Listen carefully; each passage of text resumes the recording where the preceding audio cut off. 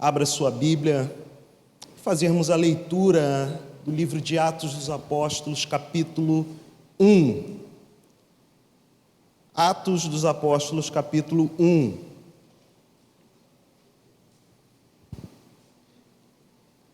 Se você achou, por favor, fique de pé. E vamos ler apenas os versículos 4 ao 9. Uma breve leitura desse inspirador relato do nascimento da igreja, da preparação para o nascimento da igreja. Atos dos Apóstolos, capítulo 1, versículos 4 a 9.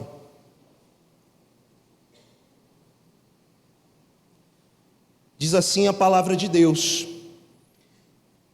E comendo com eles, determinou-lhes que não se ausentassem de Jerusalém, mas que esperassem a promessa do Pai, a qual disse ele: de mim ouvistes.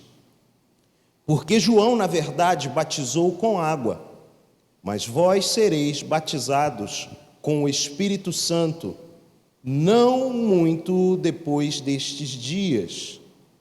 Então, os que estavam reunidos lhe perguntaram: Senhor, será este o tempo em que restaures o reino a Israel? Respondeu-lhes: Não vos compete conhecer tempos ou épocas que o Pai reservou pela sua exclusiva autoridade. Mas recebereis poder ao descer sobre vós o Espírito Santo, e sereis minhas testemunhas, tanto em Jerusalém, como em toda a Judéia e Samaria, e até os confins da terra. Ditas estas palavras, foi Jesus às alturas, à vista deles, e uma nuvem o encobriu dos seus olhos. Vamos falar com o Senhor mais uma vez? Feche seus olhos, por favor. Pai Santo, que privilégio e alegria, como meditamos logo no salmo de abertura desse culto, é estarmos em Tua casa, nos Teus átrios, na Tua santa presença, diante da Tua palavra. Senhor, eu peço que o Teu Espírito Santo venha nos guiar, venha nos conduzir, nos direcionar, à medida que esse texto será lido mais algumas vezes. Senhor, que a nossa atenção esteja voltada para Ti. Senhor, que a minha interpretação e o convite para trazer essa realidade para a nossa vida possa vir de fato como inspiração Tua. Pai, coloco diante de Ti o tempo de estudo, de preparo, de pesquisa, de oração e mais oração. Deus pedindo, me usa, por favor, em nome de Jesus, a despeito de mim mesmo, das minhas limitações, eu peço, vem com o poder do Teu Espírito, Senhor, fazer com que essa palavra seja edificação para os meus irmãos, para minha família aqui reunida, em nome de Jesus. Amém e amém. Podei-vos tomar assento e juntos estarmos agora como que assentados à mesa, ouvindo da palavra do nosso Deus. O tema dessa mensagem, que encerra essa série A Jornada, nesse primeiro domingo do Advento, segundo a tradição cristã, primeiro domingo de 4 que nos preparam para a celebração do Natal. Eu quero pensar sobre isso com vocês, sobre a mesa como o lugar da preparação dos súditos do reino, daqueles que servem ao Rei dos Reis, Jesus, como tenho proposto nas minhas mensagens dentro da série A Jornada, esse convite, esse chamado à maturidade cristã. Entender o valor e a importância do reino.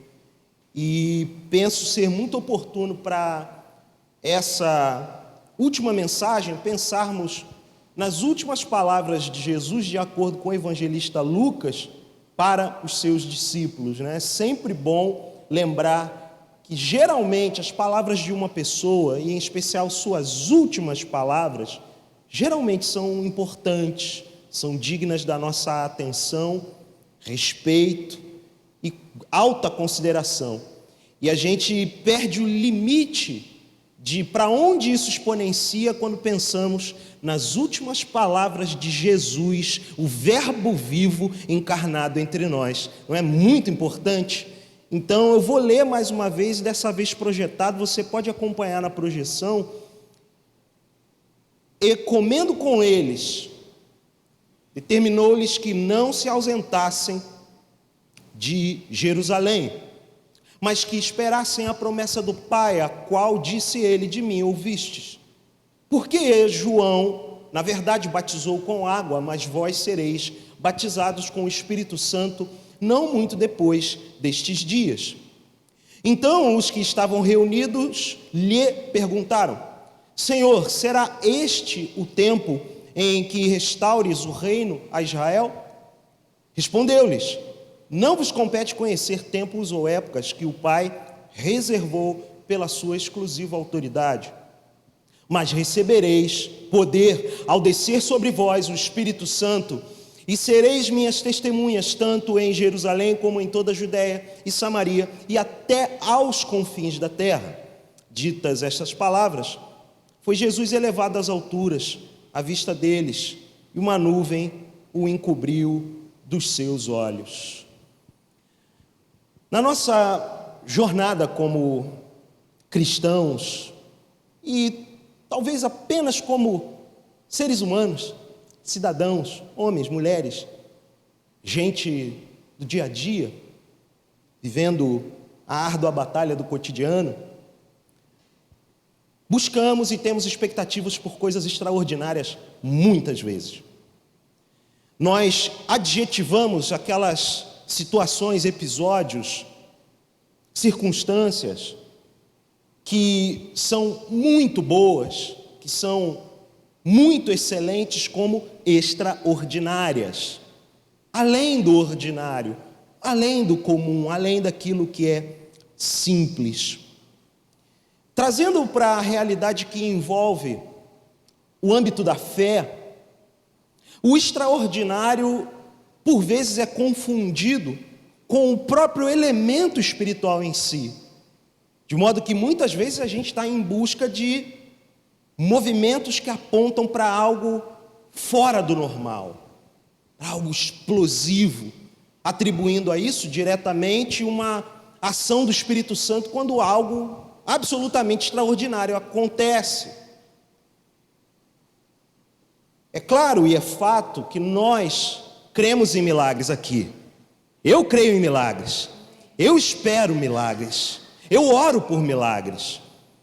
E eu também tenho expectativas de situações extraordinárias acontecendo no espaço da fé, no momento em que nos reunimos.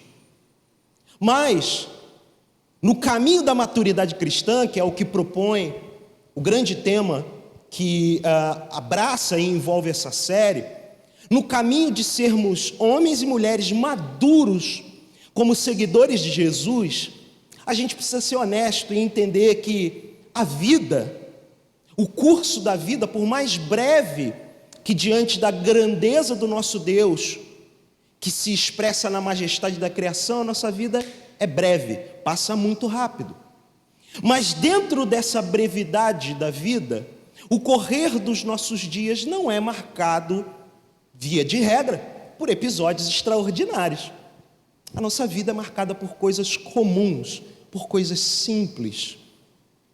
E misericordiosamente, graciosamente, Jesus, como o Verbo encarnado, e no seu tempo que passa com os seus discípulos, que haveriam de capacitar, treinar, discipular outros, até que essa palavra da salvação, essa verdade do Evangelho do Reino de Deus chegasse até nós aqui hoje, como sempre tenho lembrado, Jesus, na sua grande e infinita misericórdia e graça, configurou-se e expressou-se com os seus discípulos por meio de coisas simples, ordinárias.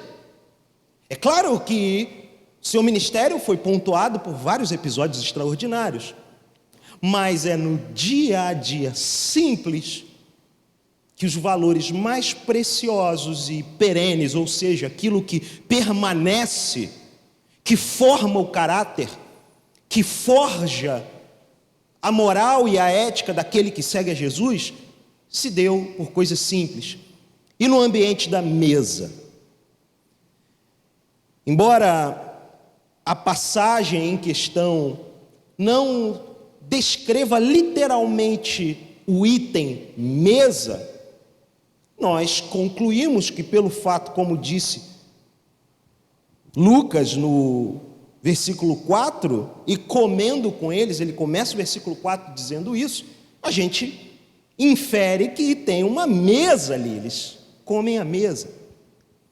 E a mesa é um item recorrente em todas as narrativas dos evangelhos e ao longo de tudo aquilo que diz respeito à igreja chamada primitiva. Vamos ver a mesa aparecendo nas cartas apostólicas. Enfim, a mesa é esse lugar de comunhão, né? A gente pensa em mesa, a primeira coisa que vem à mente, sobretudo entendendo a mesa como o lugar da proposição dos elementos da ceia do Senhor, o cálice e o pão, nós pensamos nessa comunhão preciosa que o Senhor estabelece conosco, de maneira vertical, e na comunhão dos santos de maneira horizontal. Mas a mesa também é um lugar de preparo, do nosso dia a dia, não é? Preparo do estudo, do trabalho. Eu fiquei algumas horas sentado numa mesa com alguns livros, preparando, escrevendo esse sermão. Preparamos os nossos alimentos geralmente numa mesa também, alguns numa bancada e tudo mais, mas normalmente, regularmente, em uma mesa. Reunimos-nos uns com os outros, assentados à mesa. Das casas mais simples às casas mais suntuosas, mais sofisticadas, a mesa sempre está ali. Por mais que por vezes ela possa passar despercebida, ali está a mesa. E é nesse lugar que Jesus prepara os súditos do seu reino, aqueles que o seguem e o reconhecem como rei, ou até mesmo aqueles que ainda estão um pouco confusos, apesar de tudo, sobre esse reino e sobre esse rei, como é o caso aqui diante de nós, na palavra que estamos lendo. Para a gente se situar bem, eu quero pensar contigo no contexto da palavra, naquilo que tanto inicia a passagem que nós estamos estudando aqui, examinando essa noite, bem como aquilo que vem depois.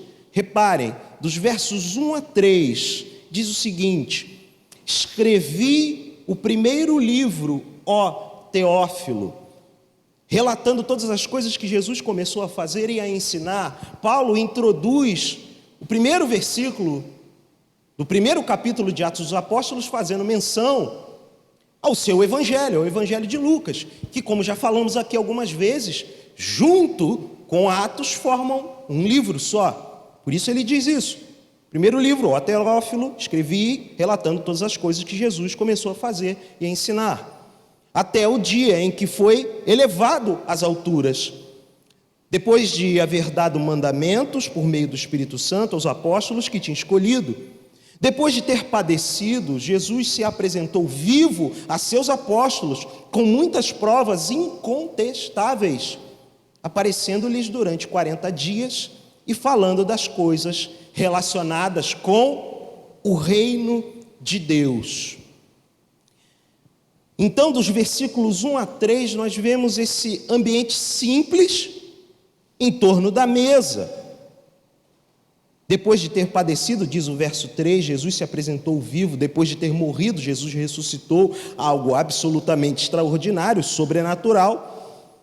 e com muitas provas incontestáveis, aparecendo-lhes durante 40 dias e falando das coisas relacionadas com o reino de Deus. Ele passa 40 dias tendo conferências. Eu sempre gosto de pensar nesses 40 dias que Lucas fala, depois da ressurreição, entre a ressurreição de Jesus e a sua ascensão, como uma grande conferência de preparação para o nascimento da igreja. Jesus tendo reuniões pontuais, geralmente acompanhadas de refeição, geralmente à mesa. Depois de um episódio absolutamente sobrenatural, a sua morte e ressurreição, ele passa esse tempo vivendo uma vida simples com os seus discípulos, no dia a dia simples. Até que acontece algo mais extraordinário ainda, se não fosse suficiente ele ter morrido na cruz do Calvário, sido sepultado, ressuscitado e andado com seus discípulos, dando provas que não tinham contestação de que de fato era Jesus ali, vivo diante deles, ressurreto diante deles. Algo mais sobrenatural ainda acontece. Versos 10 a 11, o texto diz: e estando eles com os olhos fixos no céu, contexto imediatamente após a passagem que nós lemos aqui, que é o alvo do nosso exame dessa noite, estando eles com os olhos fixos no céu, enquanto Jesus subia, eis que 2 homens vestidos de branco se puseram ao lado deles e lhes disseram. Uma breve pausa aqui. O que acontece de mais sobrenatural? Se não fosse suficiente ter um personagem que vive algo extraordinário, pensem nisso, literalmente subindo aos céus diante dos olhos deles ali. Estando eles com os olhos fixos no céu, enquanto Jesus subia, pensem nisso, tentem imaginar, projetar essa cena, quando leem o texto, surgem 2 anjos, 2 homens vestidos de branco, 2 varões vestidos de branco. Então, Jesus subindo aos céus, literalmente, aos olhos deles, porque eu fico pensando, talvez eles já não tinham naturalizado o fato de Jesus estar ali diante deles, e por mais que houvessem profecias a respeito da ascensão majestosa de Jesus, os discípulos no dia a dia já não tinham normalizado. Puxa, que bom, o mestre voltou, está aqui com a gente, comendo com a gente, nos ensinando, nos encorajando, nos discipulando. Daqui a pouco ele fala tudo que tem que falar, comissiona eles, porque o texto aqui é correlato à grande comissão de Mateus 28, os últimos versículos, e literalmente sobe aos céus, voando. Não é ficção científica. Não é um fenômeno metafísico. É literalmente Jesus subindo aos céus. E não bastasse isso, surgem 2 anjos, 2 seres celestiais, que falam com os discípulos. Repare, homens da Galiléia, por que vocês estão olhando para as alturas? Esse Jesus que foi levado do meio de vocês para o céu, virá do modo como vocês ouviram subir. Então, como eu gosto sempre de imaginar o cenário, o texto da nossa noite aqui, o texto da nossa meditação para os próximos minutos, Atos 1, de 4 a 9, tem como cenário, talvez ali como item central, mas despercebido, oculto, a mesa. E algo muito simples está acontecendo ali no âmbito humano, natural, uma conversa, uma instrução, um discipulado. E é nesse mesmo ambiente, porque o texto não diz para nós que houve uma saída de Jesus para outro lugar, ele termina de falar e sobe aos céus, em torno dessa mesma mesa que acontece esse evento totalmente extraordinário.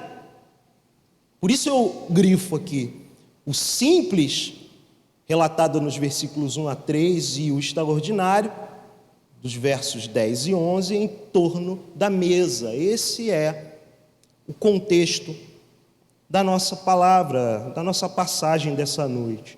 E agora a gente vai seguir nessa leitura do texto, voltando mais uma vez em Atos 1, de 4 a 9, dessa vez verso a verso. Deixo também destacado na projeção todas as palavras de Jesus no texto. Em preto, as palavras do evangelista, o relato de Lucas, e, nesse caso, não o evangelista, mas o historiador Lucas, que Atos dos Apóstolos trata-se de um livro histórico, descritivo, não uma norma, não uma doutrina, mas temos aqui a história do nascimento da igreja. E a história do nascimento da igreja não poderia ser com outro senão o próprio cabeça da igreja, Jesus. As palavras dele, portanto, merecem destaque. E comendo com eles, determinou-lhes, comendo com eles, reafirmo, algo natural, simples, ordinário, comendo com eles, determinou-lhes que não se ausentassem de Jerusalém. Transmitido aqui é uma ideia de permanência, de permanecer, mas que esperassem a promessa do Pai, a qual disse ele: de mim ouvistes. Então existe uma ordem de Jesus. Alguns textos vão traduzir, algumas versões vão traduzir dessa forma esse texto. Jesus dá uma ordem para que eles não saiam de Jerusalém. Permaneçam em Jerusalém. Permaneçam com qual postura? Uma postura de espera pela promessa dada pelo Deus Pai, a qual disse ele: de mim mesmo vocês ouviram. Os discípulos não ouviram a promessa de outra pessoa, de outros mestres. Não foi vento de doutrina, não foi uma tradição rabínica, foi do próprio Jesus, do próprio Senhor. Eles ouviram a promessa e a necessidade da espera em Jerusalém, naquela cidade, para que se cumprisse tudo que a Escritura havia estabelecido como cumprimento. Versículo 5. Porque João, na verdade, batizou com água. Vamos ler juntos a partir de agora? Mas vós sereis batizados com o Espírito Santo não muito depois destes dias. E aqui está a promessa. Aqui está a promessa. A promessa mencionada no versículo 4, que tem ecos com Mateus 3, Marcos 1, Lucas capítulo 3 e João capítulo 1, verso 33, mais precisamente. Nos 4 evangelhos, essa promessa, que passa por João o Batista, passa pelo ministério fundamental de João. João não tinha como sobrenome Batista. Ele era conhecido como Batista porque fazia isso. João, na verdade, batizou com água, mas vós sereis batizados com o Espírito Santo não muito depois destes dias. Ser cheios do Espírito Santo, receber o Espírito Santo. Essa é a promessa. Versículo 6. E aqui entra o relato de Lucas sobre a reação dos discípulos, e mais uma vez aquele episódio onde a gente não tem identificado quem fez a pergunta. Não sabemos qual dos discípulos fazem essa pergunta. Simplesmente temos descrito o seguinte: então os que estavam reunidos lhe perguntaram: Senhor, será este o tempo em que restaures o reino a Israel? E aqui eu já tratei sobre essa passagem e sobre esse tipo de espera por parte dos discípulos algumas vezes, e sempre é bom lembrar, dada a importância da compreensão de reino que os discípulos tinham e por vezes a compreensão de reino que nós temos até hoje. Me parece que muitas vezes as nossas almas e os anseios das nossas almas estão muito relacionados aos dos discípulos. Porque nós somos gente, somos seres humanos como eles, com demandas pragmáticas, nacionais, locais, culturais como eles. A pergunta aqui, ela surge desde um ponto de vista humano, terreno, nacional. O reino que eles se referem aqui trata-se literalmente do reino de Israel, que naquela época era tomado pelo gigantesco, dentro daquele tempo, Império Romano. Eles queriam era liberdade, eles queriam a sua identidade nacional reafirmada, como inclusive a própria Escritura tem como promessa para eles. Alguns comentaristas, quando abordam essa passagem, sugerem que os discípulos, ao ouvirem Jesus falar de promessa e falar de batismo, eles estão pensando nessa restauração aqui.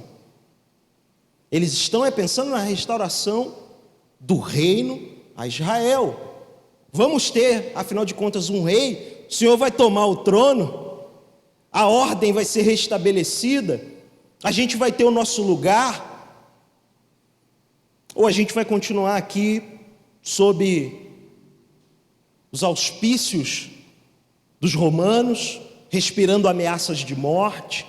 Vale lembrar, discípulos encontravam-se nesses 40 dias entre a ressurreição e a ascensão de Jesus, de portas trancadas, com medo de morrerem, com medo de perseguição.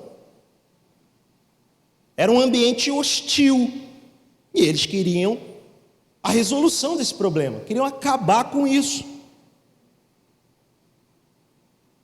Então a pergunta é feita: os que estavam reunidos, vale lembrar, eles estão reunidos num lugar muito emblemático, que o versículo 12, aí mesmo do capítulo 1, vai dizer qual é: o Monte das Oliveiras. Olha o ambiente, o cenário que eles estão. Senhor, será este o tempo em que vais restaurar o reino a Israel? Restaurar aqui tem muito a ver, na origem, na raiz da palavra, com o tipo de restauração estatal que se esperava quando falava-se lá no Antigo Testamento, nos profetas, sobre restauração. A palavra correlacionada, ela surge várias vezes em Ezequiel, Jeremias, Isaías e em especial no profeta Joel, na profecia de Joel, capítulo 2, que é de fundamental importância para esse livro aqui que nós estamos lendo, o livro de Atos dos Apóstolos.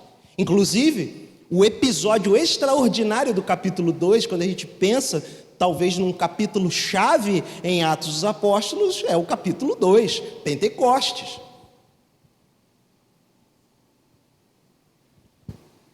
Só que, para o extraordinário acontecer, os discípulos precisavam estar preparados na sua vida simples, nas coisas mais básicas e ordinárias, sujeitos, submetidos, como súditos de um reino, entendendo o seu papel na trama, o seu papel na história. É muito importante a gente ler essa passagem e buscar entender isso. Qual é o papel do súdito do reino? Ele tem espaço para esse tipo de pergunta? Acredito que tem. Senhor, será este o tempo em que restaures o reino a Israel? Porém, melhor ainda é ouvir a resposta de Jesus. Não vos compete, respondeu-lhes Jesus, Não vos compete conhecer tempos ou épocas que o Pai reservou pela sua exclusiva autoridade. Jesus coloca os discípulos no seu devido lugar. É uma palavra firme, não é? Não vos compete, não é da alçada de vocês conhecer, discernir tempos ou épocas, a cronologia dos fatos que o Pai reservou pela sua exclusiva autoridade.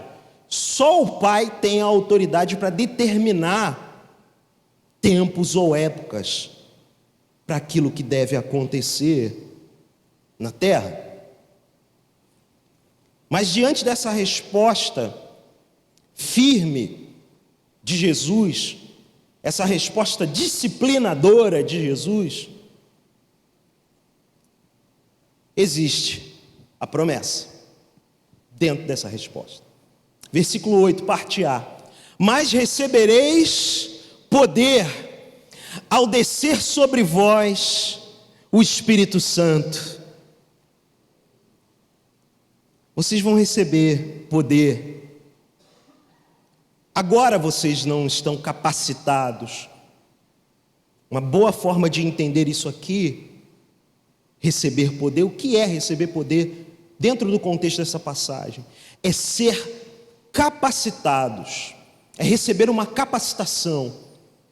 Na linguagem comum do ambiente da igreja, também chamamos unção, por vezes. Um imaginário muito formado no Antigo Testamento, a gente recorre à unção. Mas eu acredito que para que todos entendam, os que são antigos de igreja, os que são novos de igreja, que talvez nem sejam de igreja e estejam ouvindo essa mensagem, o que é receber poder aqui? É receber capacitação, é ser capacitado. Não capacitado como alguém que vai para um curso, uma aula.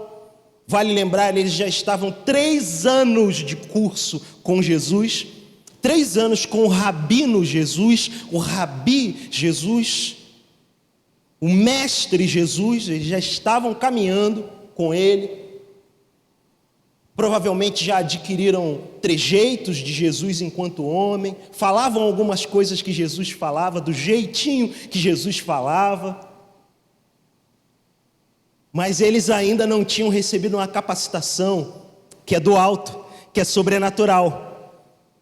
Eles precisavam permanecer em Jerusalém nas coisas simples, precisavam permanecer em Jerusalém no ordinário, no básico, porque era ali que eles receberiam o poder do Espírito Santo, que ia descer sobre eles o Espírito Santo, ecoando o clamor profético de Isaías, do capítulo 64, versos 1 e 2, onde eu destaco aqui o verbo descer, descesses. Vamos ler juntos?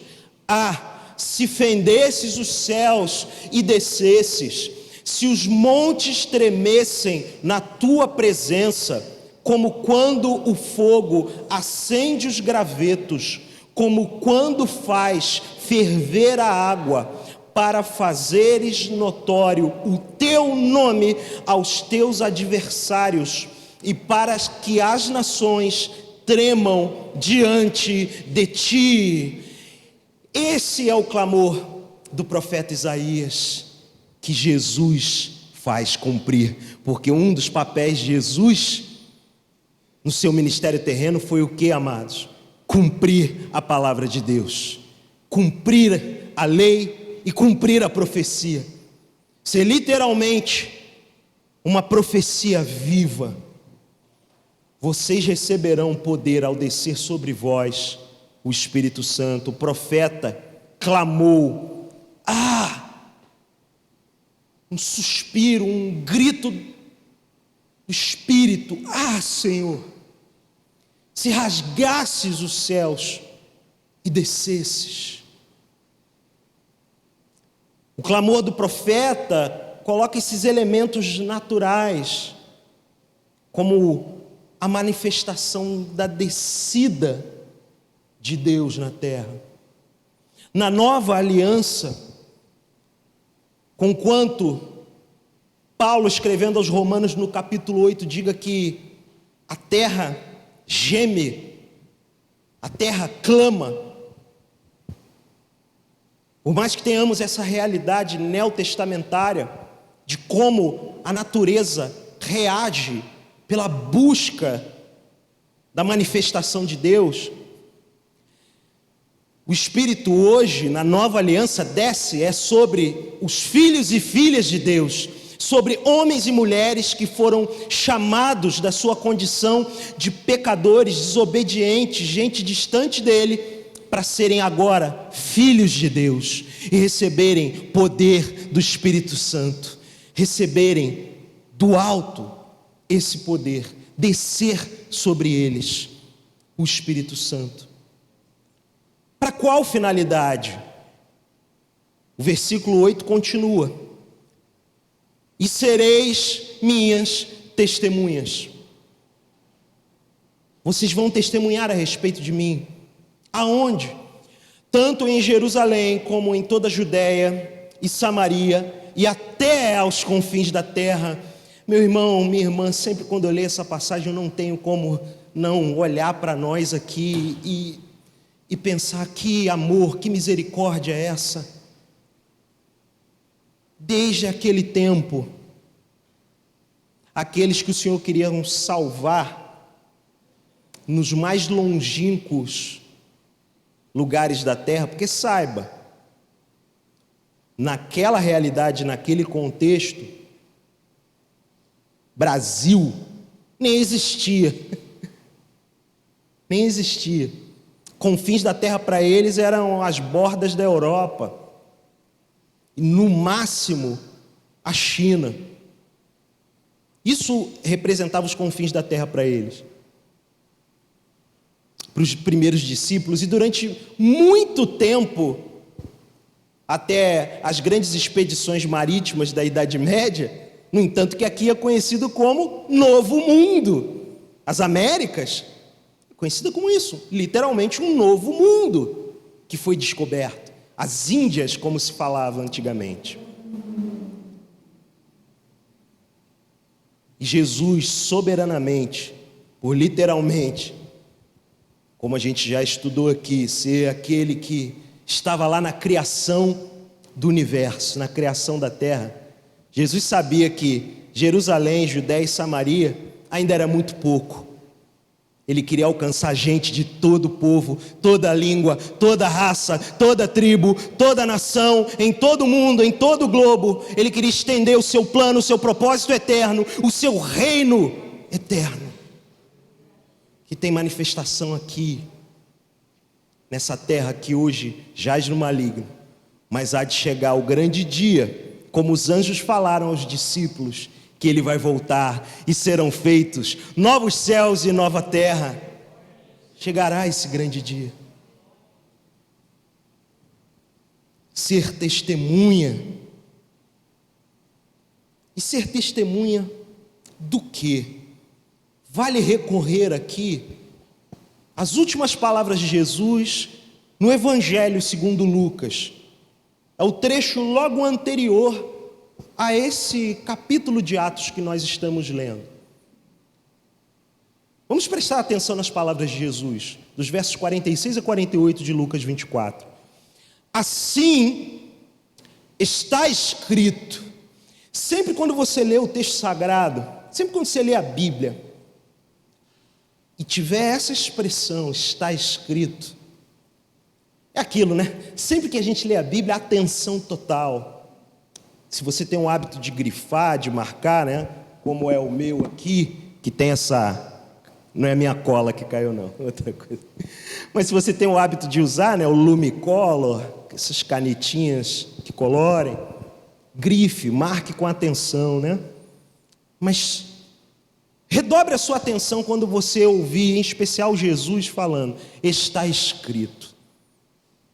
Assim está escrito que o Cristo havia de padecer e ressuscitar dentre os mortos no terceiro dia, e que em seu nome se pregasse arrependimento para a remissão de pecados a todas as nações. Isso aqui é o coração do Evangelho, amados.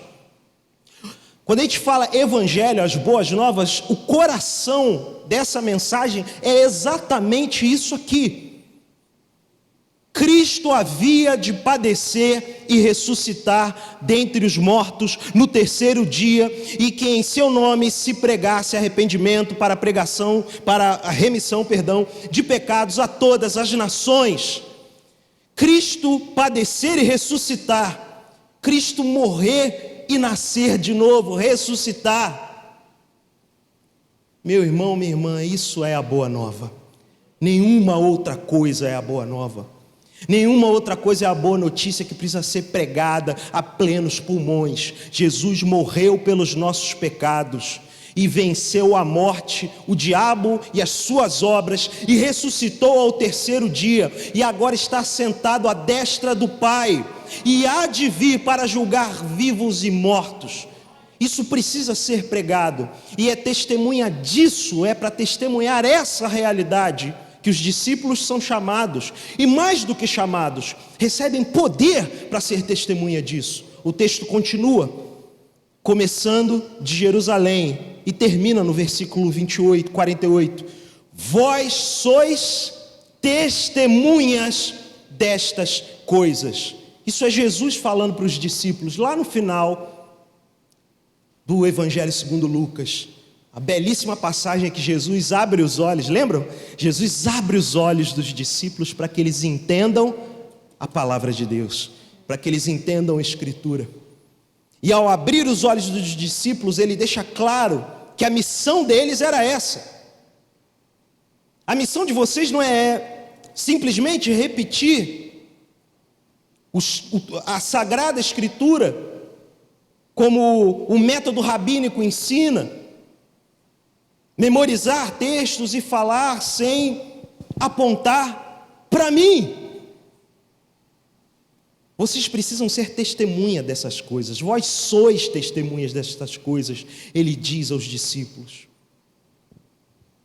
E é isso que ele afirma que há de acontecer com os discípulos em Jerusalém, na cidade onde eles são chamados a permanecer, bem como em toda a Judéia e Samaria até os confins da terra.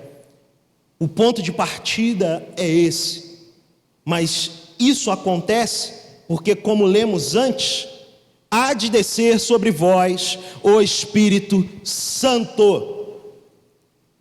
Recebereis poder ao descer sobre vós o Espírito Santo. A passagem dessa noite termina aqui no verso 9. Ditas estas palavras, foi Jesus elevado às alturas à vista deles. E uma nuvem o encobriu dos seus olhos. Que cena, que cenário. Eu lamentei não ter localizado uma arte que imaginou essa cena, uma belíssima arte realista, que reimaginou essa cena. Não achei uma boa resolução para projetar.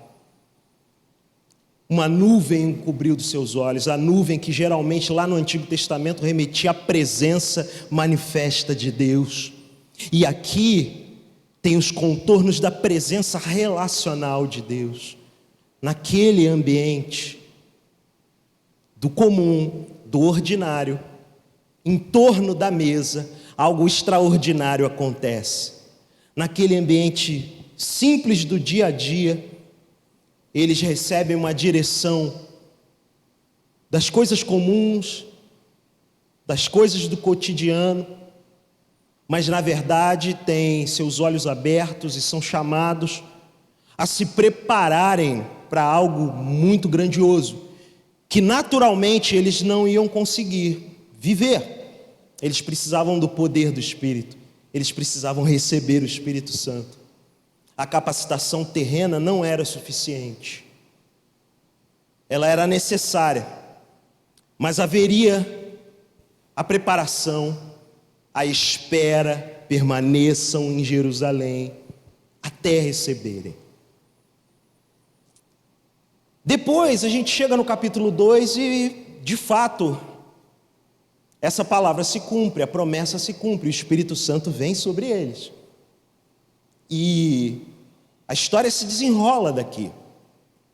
Mas o ponto que eu quero chamar a atenção para nós, direcionando aqui a nossa conclusão para essa noite, e de como trazer isso para a nossa vida, como trazer um texto como esse para o nosso dia a dia, diz respeito a esse lugar da espera, a esse lugar da preparação, a valorização que os súditos do reino de Deus têm que dar para se prepararem.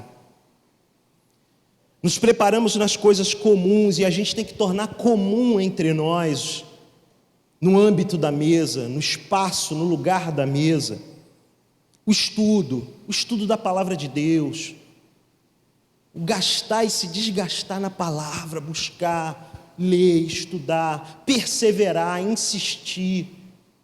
Volto a dizer, tirar preconceitos que a gente tem, deixar coisas absurdas que por vezes tomam conta do nosso imaginário em relação a ler a Escritura, ser dedicado à leitura da Escritura. Coisas absurdas como, não, eu não sou tanto da Bíblia, eu sou mais da oração. Tem crente que fala isso, tem gente que diz que segue a Jesus e tem a coragem de falar isso. Eu sou mais espiritual do que intelectual. Ninguém está falando de intelectualidade. Pelo contrário, estamos falando da mais plena, rica e sobrenatural espiritualidade que alguém pode ter. Simplesmente abrir a palavra de Deus e dedicar-se a ler esse livro, que daqui, meu irmão, minha irmã, é aqui que temos lâmpada para os nossos pés e luz para o nosso caminho. É aqui, na simplicidade de uma vida de alguém que conhece a palavra de Deus, que literalmente a maioria de nós, acredito que a maioria de nós com algum tempo de caminhada cristã, conhecem pessoas das origens mais simples, mas que dedicadas à palavra de Deus, sempre com um versículo decorado na ponta da língua, são pessoas que tocaram a sua vida, marcaram a sua vida, como aconteceu comigo. Foi de gente muito simples, imbuída da palavra de Deus, que a civilização ocidental é o que é hoje, meu irmão, minha irmã. Gente querida, a gente tem tanta coisa hoje aqui, na realidade do chamado mundo livre no Ocidente, escolas, cuidado e misericórdia aos pobres e órfãos, hospitais, tudo isso foi pioneirado, teve como primeiros homens e mulheres simples, dedicados à palavra de Deus. E aí, nessa realidade simples do já da palavra de Deus, foram, ao testemunhar o Evangelho de Jesus, alvos de efeitos extraordinários, sobrenaturais da parte de Deus em suas vidas, com consequências que marcam a história até hoje. E tudo começou aqui, no básico, no simples. O meu convite para todos nós que almejamos, como eu almejo, eu não me excluo dessa realidade, eu almejo ver coisas extraordinárias acontecendo no nosso meio, para a glória de Deus, eu almejo isso. Gente enferma sendo curada, gente sendo liberta de espíritos malignos, governantes se convertendo. Eu anseio por milagres, eu peço esses milagres, mas eu quero perseverar até o dia, se permitir o Senhor, não de ver o Senhor ser elevado às alturas, mas de ver o Senhor descendo das alturas. O grande dia da volta de Jesus, se o Senhor permitir, eu espero até lá permanecer fiel no que é simples, permanecer fiel no dia a dia da palavra de Deus. Isso depende da minha humanidade ou da minha humildade, como a gente tratou nessa breve nesse breve fôlego que eu tomei na série A Jornada, há 3 semanas atrás? Não. A gente depende do Senhor também nisso. Como a gente traz, portanto, para a vida essa realidade, ser um súdito do reino, vivendo o já das coisas simples e se preparando para o extraordinário do ainda não. Como a gente faz isso? Em primeiro lugar, eu destaco o versículo 7. Sujeitar-se à autoridade do Pai. A palavra que eu destaquei lá no versículo 7. Como é que Jesus fala? Não vos compete conhecer tempos ou épocas que o Pai reservou pela sua exclusiva autoridade. A gente poderia traduzir isso aqui como nos colocarmos no nosso devido lugar. Sujeitar-se à autoridade do Pai. Existe alguém que tem autoridade absoluta sobre a igreja? Existe alguém? Deus Pai, Todo-Poderoso, Criador do céu e da terra. Sujeitem-se à autoridade do Pai, porque o Deus Filho se sujeitou à autoridade do Pai. Se o unigênito da criação, primogênito da criação, se sujeitou à autoridade do Pai, qual deve ser o nosso papel? Pergunta retórica. Segunda coisa que a gente precisa fazer, lá na parte A do versículo 8, receber o poder do Espírito. Minha gente, essa é uma aplicação absolutamente trinitariana, fundamentada na Santa Trindade, o mesmo Deus que opera tudo em todos, Pai, Filho e Espírito Santo. Então o caminho aqui é esse mesmo. Em primeiro lugar, sujeitar-se à autoridade do Pai. Em segundo lugar, receber o poder do Espírito. O texto diz: mas recebereis poder ao descer sobre vós o Espírito Santo. Vocês vão receber poder. Existem inúmeras discussões sobre o que é receber poder de Deus aqui. A nossa posição enquanto igreja é: Deus em Cristo Jesus nos batiza no Espírito Santo no momento da nossa regeneração, no momento em que somos chamados à salvação. Mas isso não exclui do discípulo dele buscar ser cheio do Espírito Santo, ter descendo sobre ele o poder do Espírito Santo na sua vida. Se o Senhor assim permitir, no próximo ano eu quero abordar um pouco mais a respeito disso na nossa dinâmica do dia a dia, trazer nas nossas próximas mensagens, permitindo Deus, esse assunto aqui. E parece que reside nesse ponto fulcral, central, dentro dessa passagem, algo que nós precisamos. Em especial uma igreja com a herança de espiritualidade que essa igreja carrega. A gente precisa de poder do Espírito Santo. A gente precisa de poder do Espírito Santo.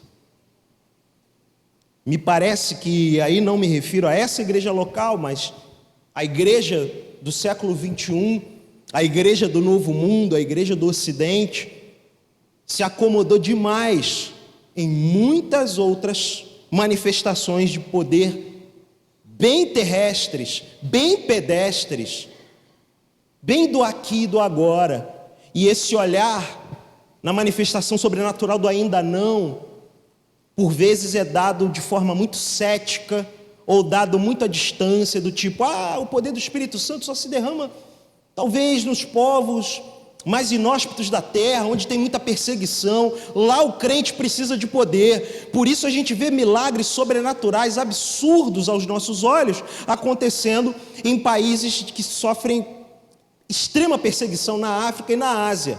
Aí lá tem. E a gente aqui está vivendo o quê? Qual é a nossa realidade? A gente também está em guerra. E a nossa guerra é espiritual, irmãos. E a gente precisa de capacitação para ser quem devemos ser aqui nesse país, aqui nessa cidade, aqui nesse lugar. Não achemos que estamos capacitados e habilitados. Recebemos o Espírito Santo, sim, mas pelo menos eu preciso do poder do Espírito Santo. Eu preciso da capacitação do Espírito Santo para que isso se cumpra de forma plena. Versículo 8, parte B. O texto termina assim no versículo 8. Sereis minhas testemunhas, tanto em Jerusalém como em toda a Judéia e Samaria e até aos confins da terra. Repito o que falei no início, o texto não é doutrinário, o texto é histórico descritivo. Mas o fato de ser um texto histórico descritivo não tira dele a inspiração divina e não deve tirar de nós o desejo de vivermos essa realidade aqui e agora para a glória de Deus. Os discípulos não chegaram aos confins da terra, mas a mensagem deles chegou, glória a Deus. E nós somos o fruto da misericordiosa graça de Deus, que se manifestou na vida de homens e mulheres fiéis no curso da história. Missionários e missionárias que chegaram aqui no Novo Mundo e pregaram o Evangelho. E nós estamos aqui hoje ecoando essa mensagem. Por isso a gente precisa, nesse tempo, sujeitar-se à autoridade do Abba Pai, do Deus Pai, recebermos poder do Espírito Santo, do Deus Espírito Santo, para que sejamos testemunhas do Filho, daquele que é digno de toda honra, de toda glória, de todo louvor. Eu creio, minha gente, que ser maduro como um cristão resulta nisso. Gente que é fiel na simplicidade da realidade do já, do reino de Deus, com uma ardente expectativa, uma bendita esperança para o extraordinário, que não é proporcionado pelos nossos efeitos especiais, por aquilo que a nossa tecnologia pode fornecer, por aquilo que as nossas técnicas de persuasão, que podem ser estudadas e implementadas, pode vir a proporcionar. Nada disso, mas o extraordinário que literalmente é uma ação sobrenatural do nosso Deus sobre a nossa vida. É isso que eu espero, como alguém que quer ser maduro enquanto um seguidor de Jesus. Eu espero que isso também seja o que você deseje para a glória dele. Vamos ficar de pé, por favor. Eu quero orar junto contigo, pedir para que você coloque-se de pé.